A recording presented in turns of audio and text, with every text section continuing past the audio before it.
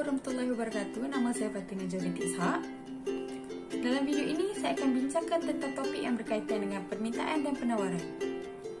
Jadi semua tahu ke apa itu permintaan dan penawaran?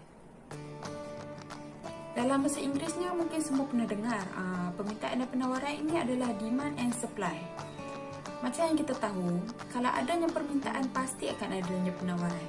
Demand and supply ini sudah tentu akan berkait dengan barang dan perkhidmatan di dalam pasaraya, sama ada di dalam Malaysia ataupun di luar negara.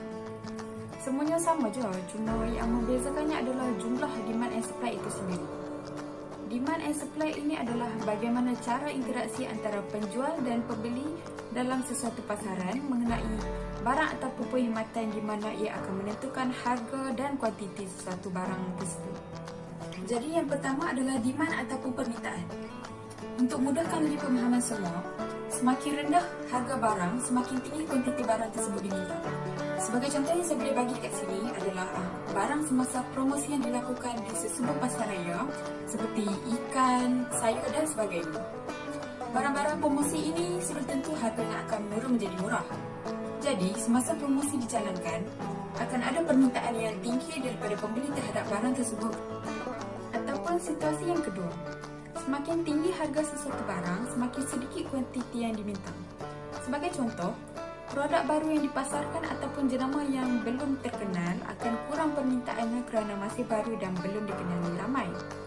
Jadi, harga yang ditawarkan akan menjadi tinggi ataupun mahal untuk menampung jumlah modal yang dikeluarkan. Jadi, ia sangat bergantung kepada kuantiti permintaan setiap pembeli kepada barang yang dijual oleh penjual tersebut. Yang kedua adalah supply ataupun penawaran. Dalam bahasa lainnya adalah semakin tinggi harga barang, semakin banyak kuantiti barang yang ditawarkan. Dan sebaliknya pula, semakin rendah harga, semakin sedikit kuantiti barang yang ditawarkan. Memandangkan sekarang kita dilanda dengan wabak COVID-19, kes pertama yang dilaporkan adalah di Wuhan, China pada bulan Disember 2019. Dan penyakit ini terus merebak ke serata dunia termasuklah Malaysia. Iaitu kes pertama yang dilakukan di Malaysia adalah pada 25 Januari 2020. Jadi berdasarkan situasi sekarang, contoh barang yang saya akan gunakan untuk terangkan lebih lanjut tentang penawaran ini adalah hand sanitizer. Hand sanitizer ini mendapat permintaan ramai kerana ia boleh digantikan sebagai pencuci tangan setelah kita menyentuh sesuatu dan ia boleh membunuh kuman. Jadi pada awal tahun 2020, kita boleh lihat di mana-mana kedai yang hand sanitizer telah pun habis dijual dan belum ada stok baru kerana negara masih belum bersedia dengan kedatangan wabak COVID-19 ini pada awal tahun. Bukan hanya di Malaysia, malah di negara lain juga turut habis dijual. Walaupun permintaan untuk hand sanitizer ini meningkat, harganya juga meningkat. Hal ini kerana ia perlukan jumlah kos yang tinggi untuk mendapatkan barang mentah dan juga untuk hasilkan lebih banyak hand sanitizer yang diminta oleh pengguna.